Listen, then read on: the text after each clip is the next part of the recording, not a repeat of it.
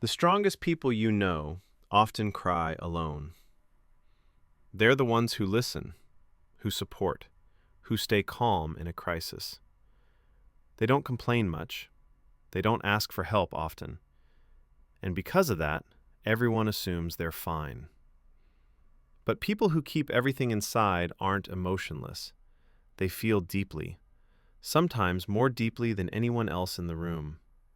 They just learned that expressing those feelings doesn't feel safe or doesn't feel allowed. Many of them grew up being the strong one. Maybe they had to grow up early. Maybe they supported others emotionally. Maybe there wasn't space for their feelings. So they adapted. They handled things alone. They processed pain quietly. And over time, that became their identity. One common trait is a deep fear of being a burden. They think, other people have enough going on. I should be able to handle this. It's not that big of a deal. So they stay silent, even when they're overwhelmed. Not because they don't need support, but because asking feels uncomfortable, almost wrong. If this feels like you, pause for a moment.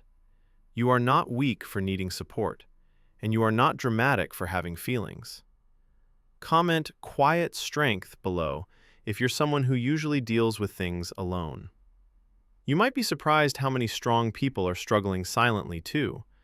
And if you want more videos that help you understand the hidden emotional patterns behind being the strong one, make sure you subscribe so you don't miss the next one. People who keep everything inside are often highly empathetic. They notice other people's moods quickly. They sense tension in the room. They know when someone is hurting.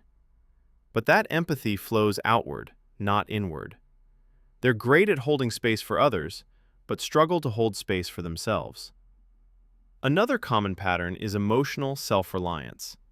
They learned early that when things got hard, they had to deal with it alone. So even now, when support is available, their system still defaults to, "I'll handle it myself." That independence can look strong, and in many ways, it is. But it can also be incredibly lonely. Over time, holding everything in creates internal pressure. Unspoken sadness, unexpressed anger, unshared fears. And that pressure doesn't disappear. It shows up as anxiety, fatigue, emotional numbness. Not because you're weak, but because you've been carrying too much without release.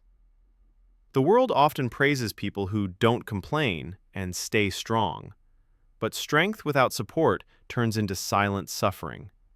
You were never meant to process everything alone.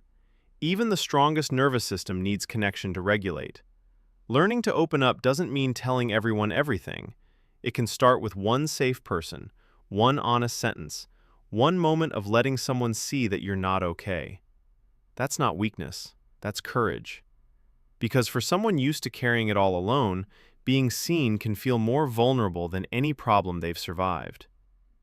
You don't have to stop being strong. You just don't have to be strong all by yourself all the time. There is a version of strength that includes being supported too, and you deserve that version. If this video felt personal, tell me in the comments what you usually keep to yourself. Your experiences help shape future videos so we can talk about what strong people often hide.